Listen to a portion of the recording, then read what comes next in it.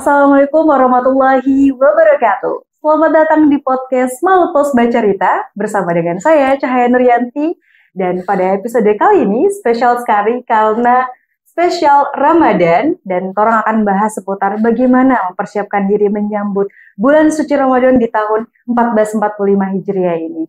Dan untuk membahas topik tersebut, kita juga sudah kedatangan Ustadz yang tentunya akan sharing dengan orang semuanya terkait dengan amalan-amalan apa yang harus orang siapkan.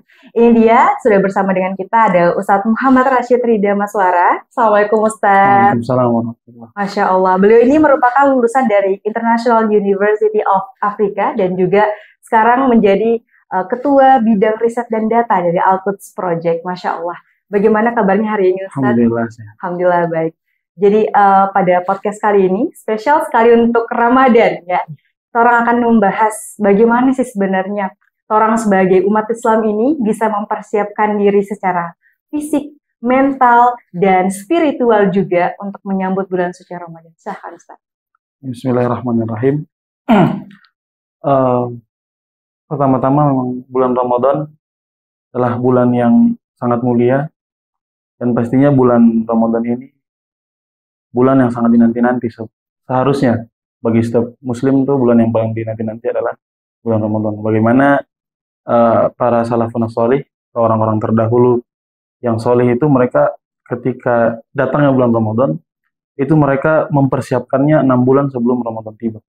Jadi saking mulianya bulan ini, persiapan dilakukan oleh orang-orang sholih sebelum kita, itu sangat Masya Allah, 6 bulan sebelum Ramadan itu mereka mempersiapkan bulan Ramadan ini. Jadi yang saya tekankan bahwa Ramadan sekali lagi bulan yang tidak boleh terlewatkan bagi kita.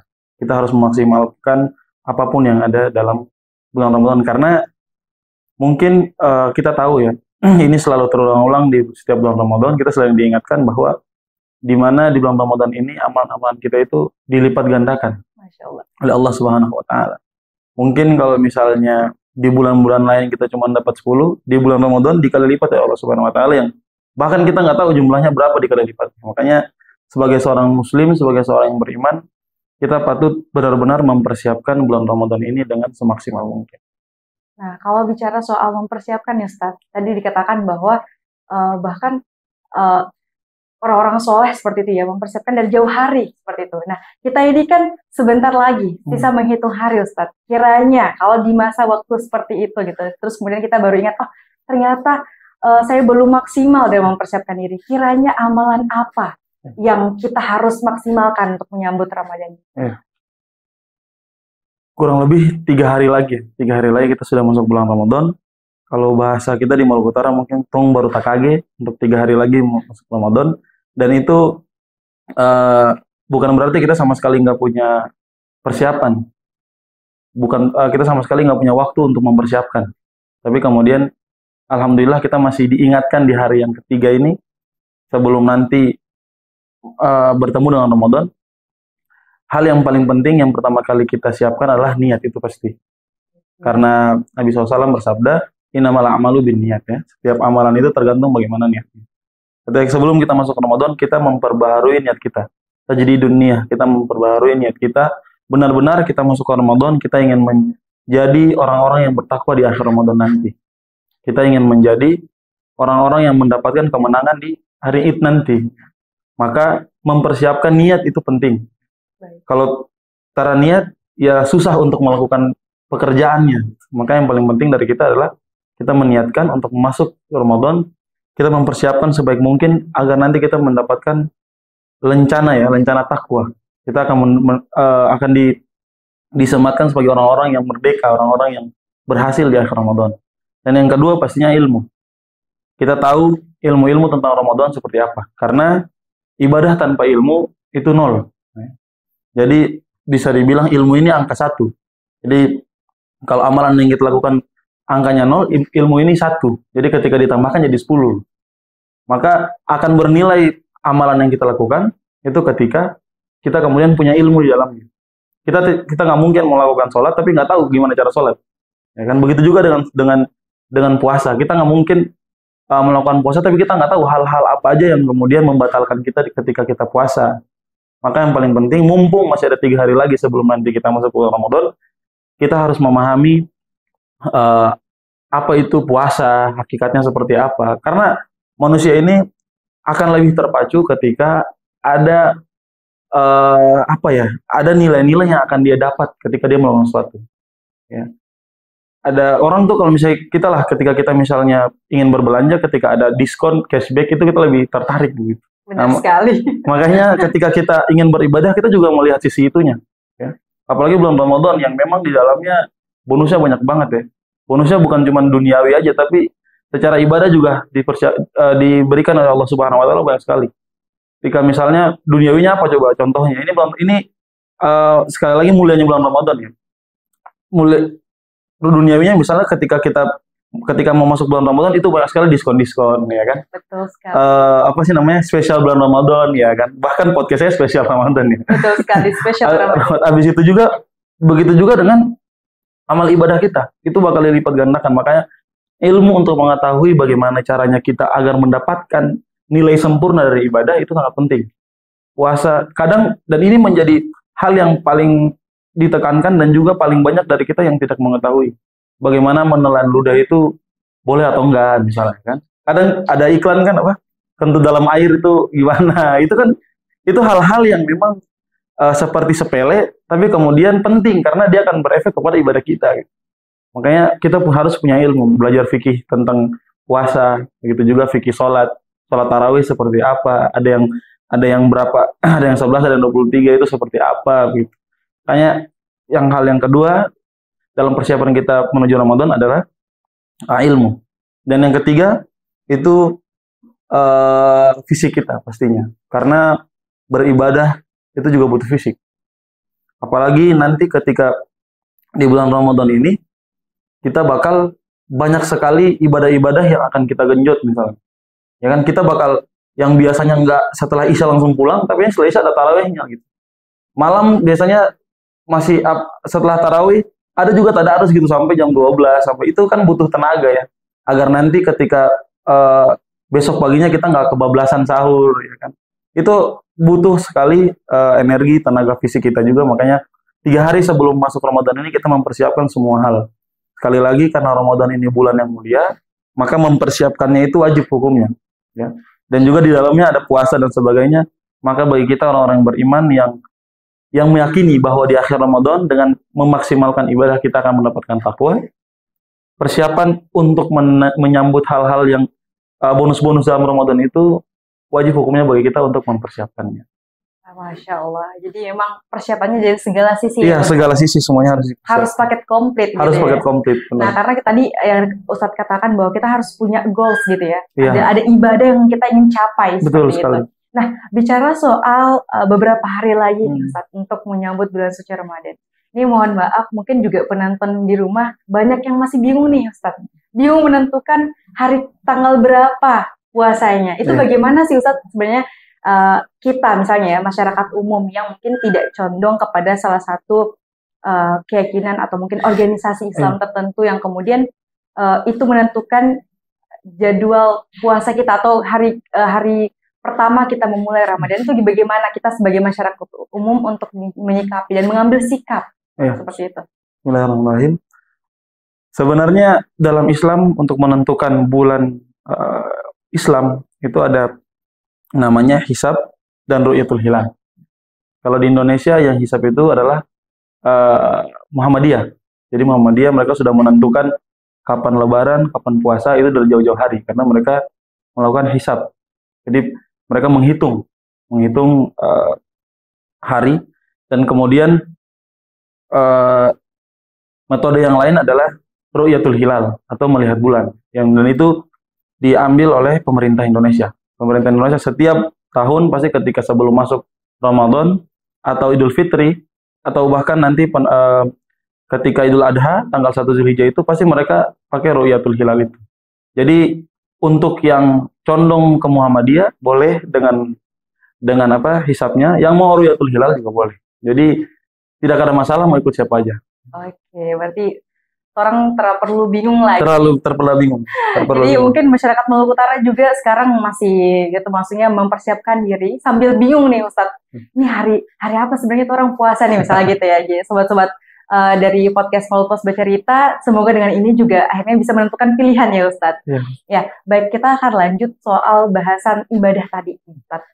Ibadah di bulan suci Ramadan tadi yang Ustadz katakan bahwa kita juga harus fighting, harus semangat dari segi fisiknya kita juga. Tapi bagaimana sih sebenarnya Ustadz untuk kita bisa membangun mindset atau juga membangun semangat dalam diri kita untuk bisa, kalau anak muda sekarang nih bilang work-life balance gitu. Jadi dunia dan akhiratnya itu seimbang gitu Ustadz. Gimana sebenarnya? Ya, Bismillahirrahmanirrahim. Sebenarnya berbicara tentang semangat, tentang spirit kita untuk bisa mencapai goals itu sebenarnya kembali lagi tadi pembahasan niat sebenarnya. Orang nggak bakal bisa semangat kalau memang dari awal dia udah nggak punya niat gitu. Ketika dia punya niat dan sungguh-sungguh untuk bisa menggapai sesuatu, pasti dia akan melakukan. Dan yang tadi saya bilang bahwa kita harus menggali apa sih sebenarnya yang pengen kita lakukan ini sih. Dia ada feedback apa buat kita gitu. Anak-anak zaman sekarang kan pengennya feedback gitu kan. Betul, ada feedback apa gitu. Kalau misalnya kita lihat baca Quran misalnya. Baca Quran kata Rasul kan satu huruf 10 kebaikan ya. Tapi di bulan Ramadan bakal dikali lipat. Jadi kita tahu, ketika saya baca Quran, saya bakal dapat berjuta-juta, mungkin bermiliar-miliar, bertriliun-triliun kebaikan gitu yang akan saya dapat dari membaca Quran. Jadi ketika kita tahu, manusia ini kan ketika melakukan sesuatu, dia harus tahu dulu apa yang bakal dia dapat. Betul. Ya kan? Kalau misalnya semua orang, misalnya kalau setiap sholat dikasih 100.000, pasti semua orang bakal sholat di masjid. Misalnya di masjid nih, 100.000 buat laki-laki yang ke masjid, dikasih 100.000, pasti masjid bakal penuh, saya yakin. Di seluruh Ternate ini pasti penuh. Soalnya udah ada itu, dia tahu yang dia kejar nih udah ada nih. Kalau saya sholat, saya bakal dapat 100.000. Begitu juga, makanya ketika kita melakukan sesuatu, kita lihat, kira-kira yang saya dapat ini feedbacknya apa buat saya. Ketika saya sudah tahu, makanya tadi saya bilang niat pertama yang kita siapkan, pertama niat, yang kedua ilmu tentang apa yang akan kita lakukan. Ibadah ini, ketika di bulan Ramadan kita lakukan, berapa kali lipatnya, kita bakal dapat apa, dan juga untuk teman-teman jangan pernah kita menganggap bahwa pahala itu atau kebaikan itu sebatas sesuatu yang ada rupanya. Tapi kemudian dia itu bisa berbentuk, hari ini kita bisa dikasih nafas, ya kan? Oksigen di rumah sakit kan ratusan ribu ya harganya. Ya, tapi alhamdulillah kita bisa menghirup oksigen dengan gratis. Itu bisa jadi dari amal-amal kita. Makanya ini yang ingin saya tekankan dan juga saya sampaikan kepada teman-teman, khususnya anak-anak muda, bahwa dalam beribadah jangan pernah kita melihat hasilnya secara zahir ya, secara kelihatan. Tapi kita meyakini dan mengimani sebagaimana seorang muslim bahwa insya Allah apapun yang diberikan apapun yang kita kerjakan dalam ibadah itu punya impact. Impactnya apa aja. Makanya kita kemudian di dalam Islam kan kita diminta untuk selalu mengkoreksi diri, muhasabah ya kan. Kita tahu bahwa misalnya alhamdulillah kita masih punya orang tua, itu juga bagian daripada hasil daripada ibadah kita kepada Allah Subhanahu wa taala. Masih diberikan umur panjang, masih diberikan kesempatan hidup dan sebagainya. Itu efek daripada ibadah kita sebenarnya. Dan itu harus benar-benar kita syukuri. Bagaimana cara bersyukurnya? Ya dengan ibadah. Kalau kita belum bisa bersyukur dengan hal yang lain, ya ibadah itu adalah poin paling penting bagi kita untuk nilai syukur kita lah kepada Allah Subhanahu wa taala, itu ibadah. Makanya dan juga di dalam Islam ini ibadah bukan hanya ibadah sholat dan sebagainya, atau kalau bahasa agamanya ibadah mahdhah atau ibadah yang sudah ditentukan. Tapi ada juga ibadah ghairu mahdhah. Ibadah ghairu mahdhah itu gimana? Pekerjaan-pekerjaan yang kemudian kita lakukan dengan niat kepada Allah Subhanahu wa taala, itu juga dihitung ibadah oleh Allah Subhanahu wa taala. Jadi indahnya orang Islam ini, orang bisa dapat banyak sekali kenikmatan, banyak sekali pahala, padahal yang kita lakukan ini bukan sebuah bisa dibilang gerakan ibadah lah begitu ya, atau apa-apa yang sudah dituliskan, tidak. Tapi hal-hal duniawi, misalnya podcast seperti ini, ketika kita niatkan Allah Subhanahu wa taala, kita juga mendapatkan pahala dari Allah Subhanahu wa taala. Masya Allah. Jadi kalau misalnya para anak muda ingin mengejar goalsnya work-life balance, sangat bisa balance ya Ustadz ketika Ramadan nanti. Sangat bisa. Masya Allah. Ya, jadi sobat podcast Malupos Baca Cerita ini juga mungkin udah semakin membara nih semangatnya gitu ya Ustadz. Tapi ada hal yang selanjutnya, tidak kalah pentingnya nih Ustadz. Tadi kalau misalnya udah ada niat, udah ada ilmu, udah ada nanti dikerjakan seperti itu. Tapi bagaimana sih Ustadz hukumnya atau tanggapan Ustadz soal misalnya ini mohon maaf ada orang yang melakukan ibadah puasa seperti itu, menahan lapar dan haus dari terbit sampai terbenam misalnya. Tapi beliau itu atau mereka itu meninggalkan atau maksudnya tidak menyempurnakan dengan ibadah-ibadah lainnya. Itu bagaimana sih hukumnya Ustaz? Dan Nabi SAW pernah bersabda, "Rubba shaim laisa lahu min siyamihi illa ju'i wal atas." Jadi kata Nabi SAW, berapa banyak orang-orang yang berpuasa, tapi dia cuma mendapatkan lapar dan dahaga saja. Begitu juga ada di hadis lain, Nabi SAW bersabda bahwa seseorang masuk kepada Ramadan, dan kemudian Ramadan melaluinya, dia sudah terlalui oleh Ramadan, tapi kemudian Allah Subhanahu Wa Taala tidak mengampuni dosanya. Ini kan rugi sekali.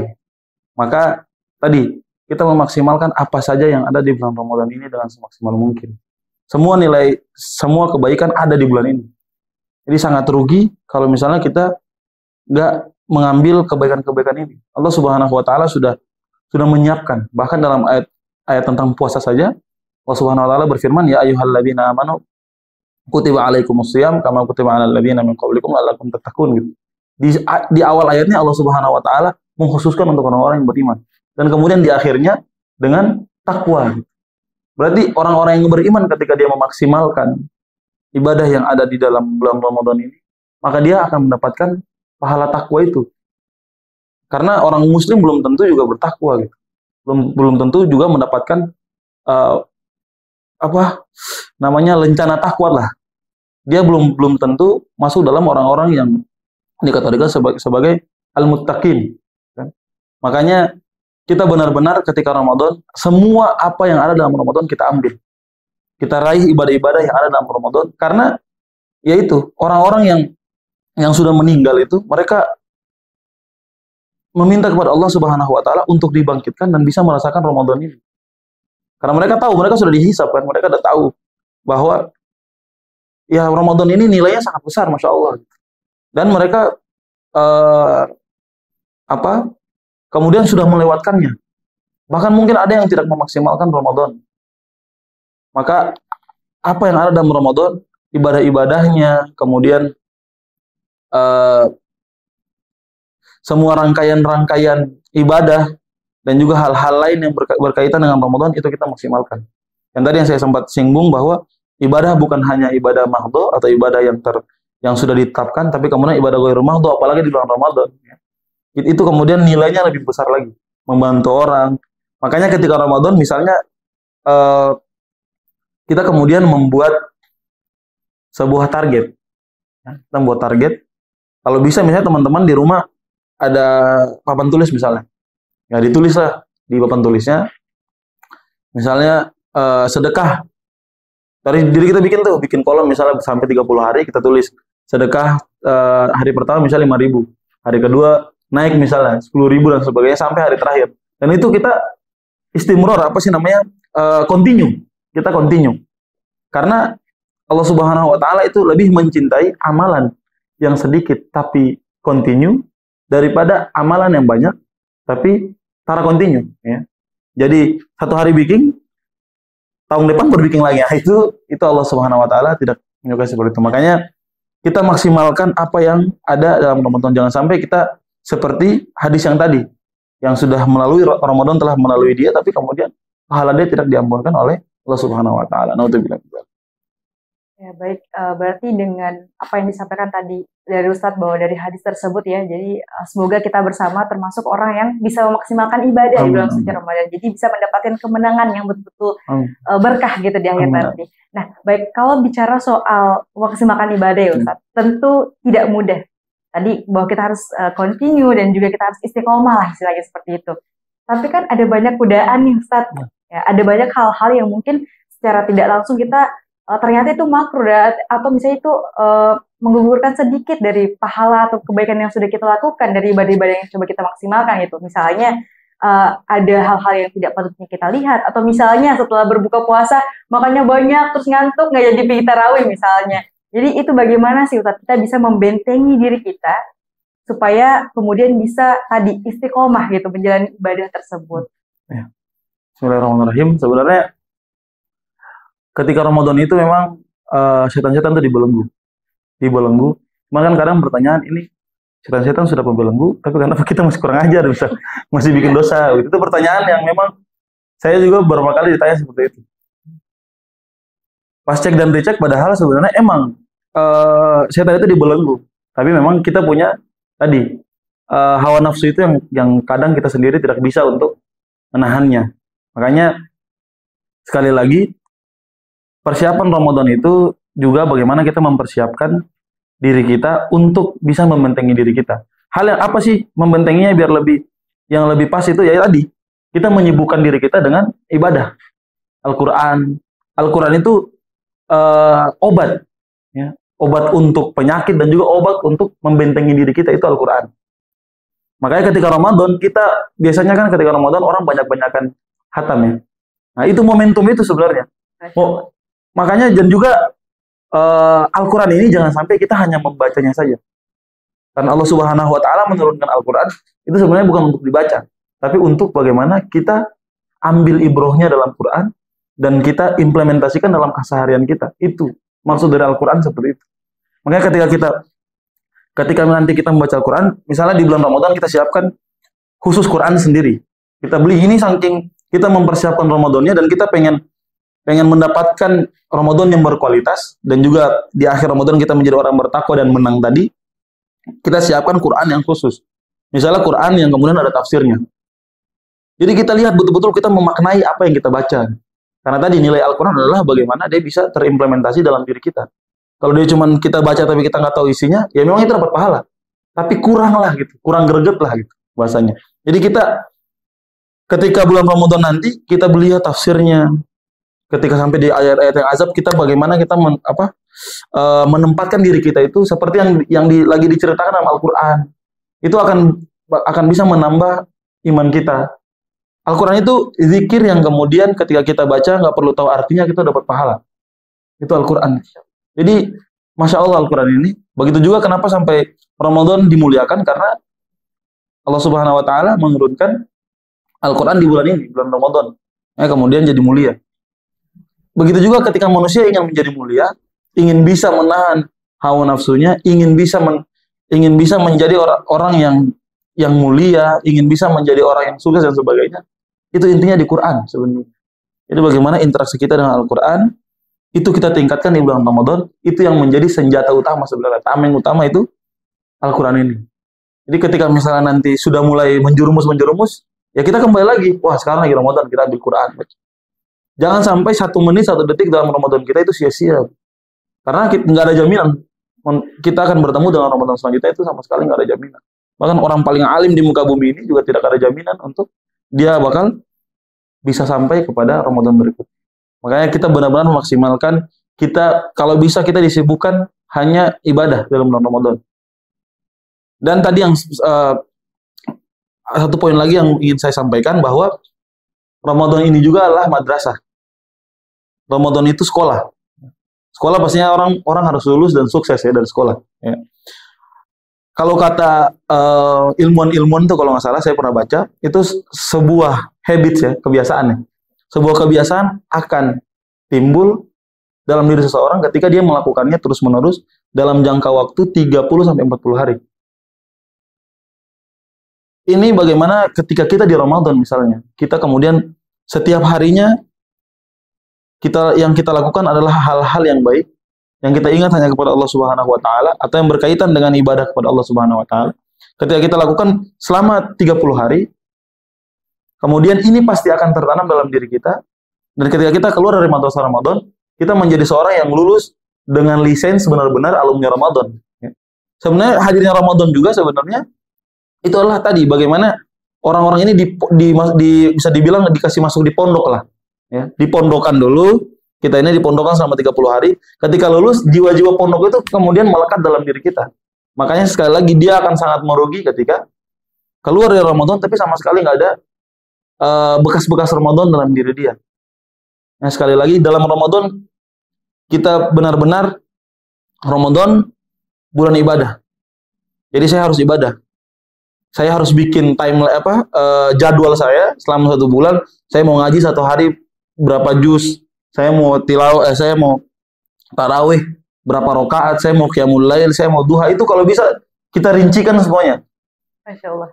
Jadi kurang lebih seperti itu. Jadi kita buatkan goals gitu ya, iya. buat dreams atau buat mind mapping yang khusus Ramadan. Iya. Supaya nanti kalau di akhir, mungkin tadi Ustaz bilang lulusan Ramadan. Ramadan. Jadi setelah Hari Raya Idul Fitri jadi fresh graduate Ramadan. Betul gitu ya. sekali. Ya, baik. Tadi kita bahas soal bagaimana mempersiapkan diri, kemudian bagaimana menjalani Ramadan ya Ustaz. Tapi ketika kemudian kita mempersiapkan dari awal, kemudian pertengahan, kemudian menjelang akhirnya Ustaz. Nah, bagaimana sih sebenarnya kita bisa merayakan hari kemenangan itu? Bagaimana sepatutnya kita merayakan itu? Mungkin jangan sampai misalnya hari kemenangan itu malah kita karena asik bersilaturahmi misalnya kelewat sholatnya atau dan sebagainya. Bagaimana sih sebenarnya kita bisa lagi-lagi kukuh terhadap apa yang sudah kita jalani selama 1 bulan kemarin gitu, Ustaz?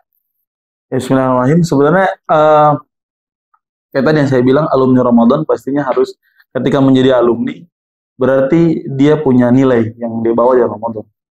Ini kita baru meninggalkan Ramadan 1 hari ya berarti jatuhnya ya kalau ketika Idul Fitri. Maka seharusnya ketika Idul Fitri, memang Idul Fitri itu adalah harinya makan dan bersenang-senang. Harinya makan dan bersenang-senang ini memang Allah Subhanahu wa taala kemudian menempatkan hari ini di setelah Ramadan. Mungkin nanti setelah kita 30 hari berpuasa atau 29 hari berpuasa, itu bagian daripada reward yang Allah Subhanahu wa taala berikan setelah kita berlelah-lelah ya dalam berpuasa, harus menahan lapar dan sebagainya, dan juga menahan diri kita, hawa nafsu kita, ibadah di malam hari, di malam Ramadan. Itu kemudian ketika Id kita kemudian dibebaskan Allah Subhanahu wa taala untuk makan, untuk minum. Bahkan orang-orang yang di Id itu kemudian Allah Subhanahu wa taala memerintahkan bagi kita untuk semua orang tuh merasakan.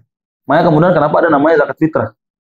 Zakat fitrah itu diambil dari orang-orang yang kemudian ketika malam Id dia masih punya kecukupan makanan. Nah, itu makanya diwajibkan bagi dia untuk dikeluarkan zakat fitrahnya. Agar apa? Agar semua orang merasakan senang di hari itu. Ya Allah. Tapi kesenangan seperti apa?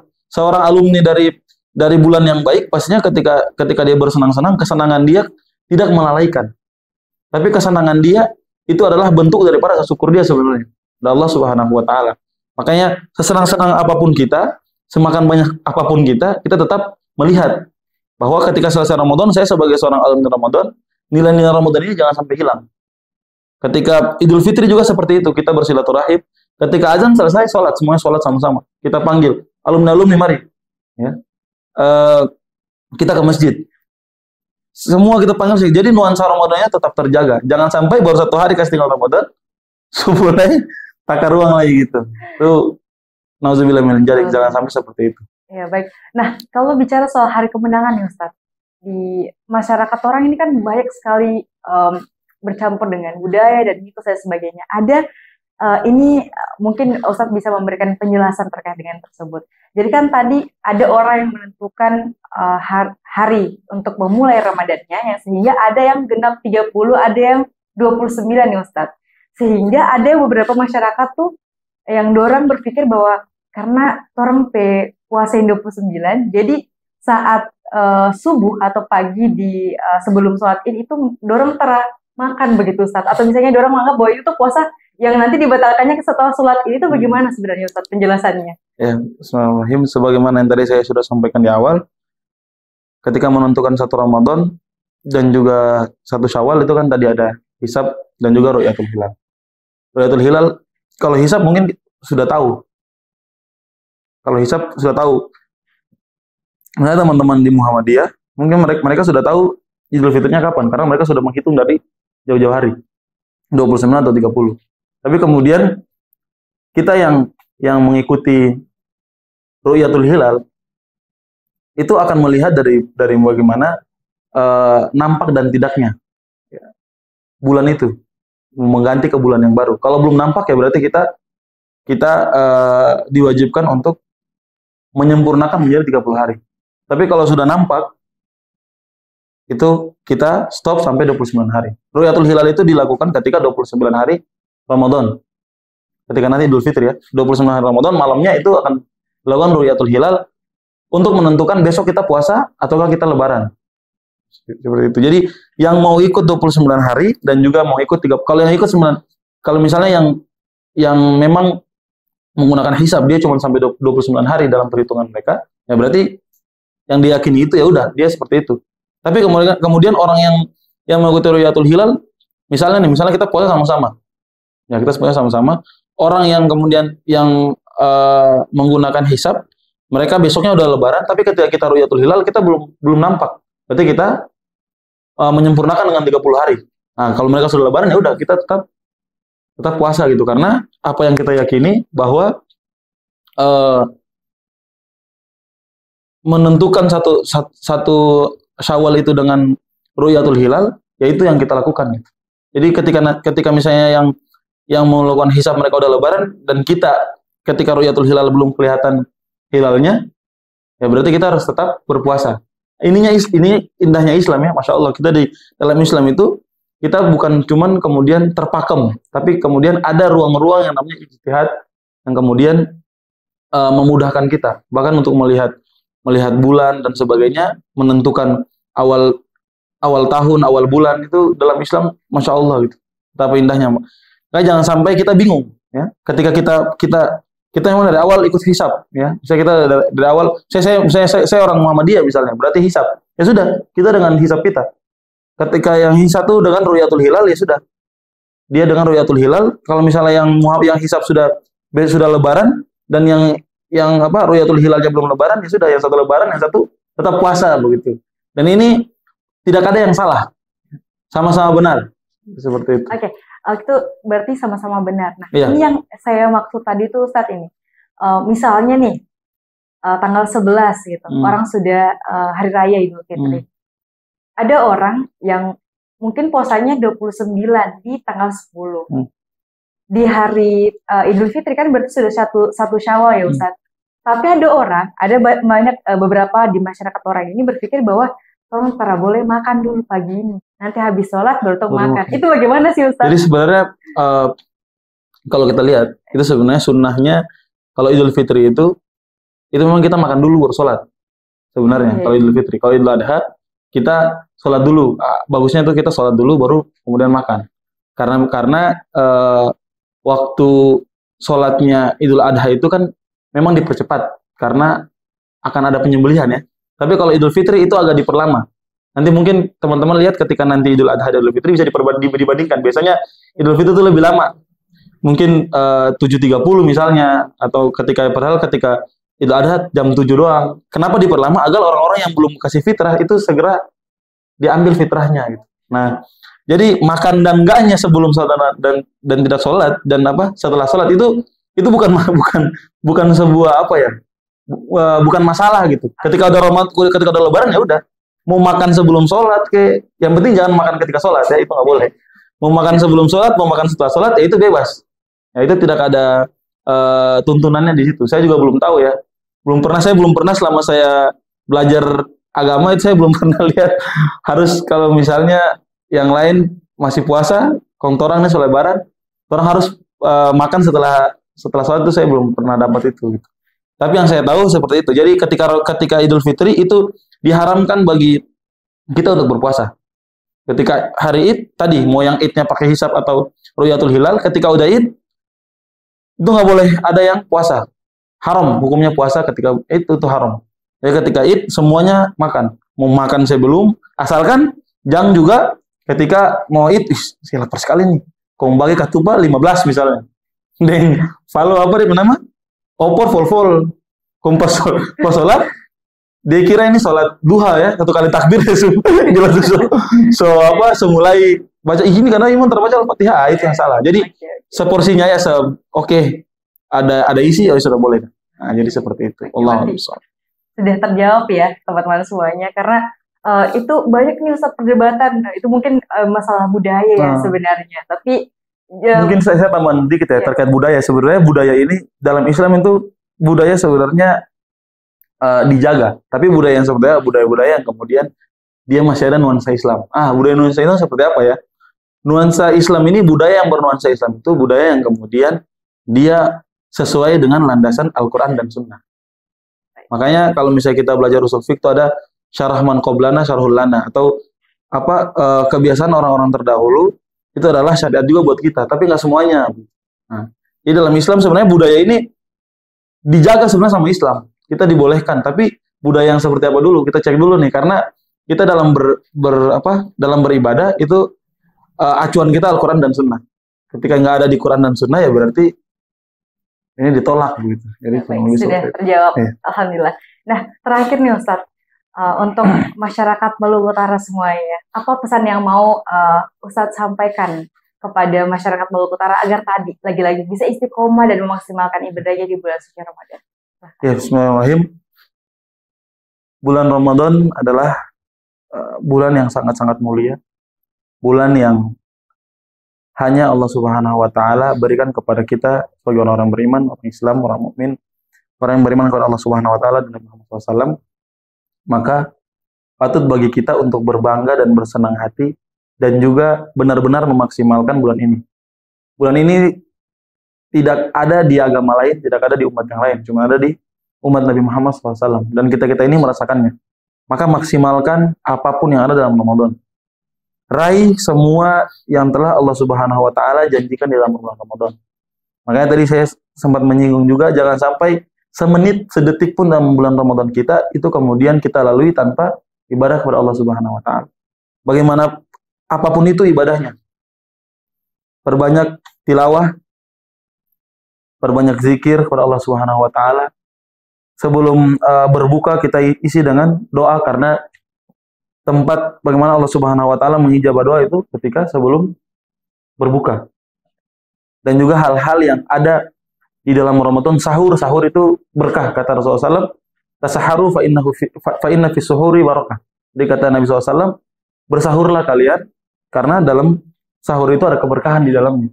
Kita sahur, setelah sahur kita tilawah sampai subuh kemudian sholat subuh, setelah sholat subuh tilawah sampai syuruk, kita sholat syuruk. Setelah sholat syuruk, mungkin lanjut lagi sholat duha. Setelah itu kita beraktivitas zuhur. Makanya tadi saya sudah sampaikan bahwa schedule kita ketika Ramadan itu sangat penting sebenarnya. Jadi kita bisa tahu, karena yang kita hadapi ini adalah bulan yang mulia, bulan yang hanya Allah Subhanahu wa taala berikan kepada kita orang-orang yang beriman. Maka kita siapkan dengan sebaik mungkin dengan apapun yang kita miliki. Bahkan Umar bin Khattab ketika masuk Ramadan itu beliau kemudian menerangi masjid-masjid. Para sahabat itu, kata Anas bin Malik, itu para sahabat ketika sudah di ujung bulan Sya'ban, itu mereka semua sudah mempercantik rumahnya, membeli baju-baju yang bagus. Ketika sudah masuk Ramadan, mereka kemudian beriktikaf semuanya. Jadi ini bagaimana sekali lagi para sahabat, para salafun saleh, mereka mempersiapkan Ramadan dengan semaksimal mungkin. Mereka ini yang Allah Subhanahu wa taala sudah menjamin mereka surga saja mereka menyiapkan. Apalagi orang dapat DP ampas metarada, ya kita mempersiapkan sebaik mungkin, dan sekali lagi niat, kemudian ilmu dan fisik yang harus kita siapkan agar kita bisa memaksimalkan Ramadan kita, dan di akhir Ramadan kita bisa mendapat lisensi takwa dari Allah Subhanahu wa taala. Masya Allah, semoga kita termasuk orang-orang yang mulia. Amin. Baik Ustadz, sebelum kita menutup podcast kita pada kali ini, mungkin silakan Ustadz mungkin bisa dituntun untuk kita semua berdoa bersama untuk bisa menyambut bulan suci Ramadan, dan tentunya untuk kita sama-sama mendoakan saudara-saudara kita yang ada di Palestina. Auzubillahi minasyaitonir rajim. Bismillahirrahmanirrahim. Hamdan syakirin, hamdan na'imin, hamdan yuwafi ni'amahu wa yukafi masidah. Ya Rabbana lakal hamdu kama yanbaghi li jalali wajhikal karim wa 'azimi sultanik. Raditu billahi rabba wa bil islam dina wa bi Muhammadin nabiyyan wa rasulah. Ya Allah ya Tuhan kami, ampunilah segala dosa-dosa kami. Ya Allah ya Tuhan kami, berikanlah kami kekuatan dalam menyambut Ramadan ya Allah. Dan jadikanlah kami orang-orang yang siap untuk meraih semua kebaikan yang ada di Ramadan ya Allah ya Arhamar Rahimin. Ya Allah ya Tuhan kami, berikanlah kami kekuatan, berikanlah kami semangat dalam menyambut nikmat-nikmat-Mu, dan jadikanlah kami orang-orang yang bertakwa di akhir Ramadan. Ya Allah ya Tuhan kami dari sini, dari Indonesia Timur yang jauh, tetapi rasa rindu kami kepada saudara-saudara kami di Palestina begitu besar ya Rahman Rahimin. Hanya kepadamu lah kami meminta ya Allah, berikanlah kemudahan apa yang kami rasakan dengan nikmatnya ibadah di Indonesia Timur ini, di Maluku Utara ini. Begitu juga kami inginkan bagi saudara-saudara kami di Palestina untuk merasakan hal yang sama ya Rahman Rahimin. Maka mudahkanlah mereka ya Allah, lenyapkanlah Yahudi, orang-orang yang kemudian Zionis, yang kemudian membencimu ya Allah, orang-orang yang ingin melenyapkan agamamu, maka lenyapkanlah ya Allah ya Arhamar Rahimin. Allahumma amin wa sallallahu ala sayyidina Muhammad wa ala alihi wa sahbihi wa barik wa sallim. Subhana rabbika rabbil izzati amma yasifun wa salamun ala mursalin walhamdulillahi rabbil alamin. Amin. Masya Allah, terima kasih Ustadz. Syukron jazakillah khair atas sharingnya kepada orang semuanya, dan semoga apa yang tadi Ustadz sampaikan bisa dilakukan, bisa dilaksanakan oleh teman-teman semuanya supaya goals-nya pada Ramadan ini bisa tercapai. Sekali lagi terima kasih. Sama-sama. Baik, terima kasih untuk sobat dari podcast Maltos Bercerita telah menyaksikan episode kali ini. Terus saksikan untuk episode spesial Ramadan berikutnya. Saya Cahaya Nuryanti pamit undur diri. Wassalamualaikum warahmatullahi wabarakatuh.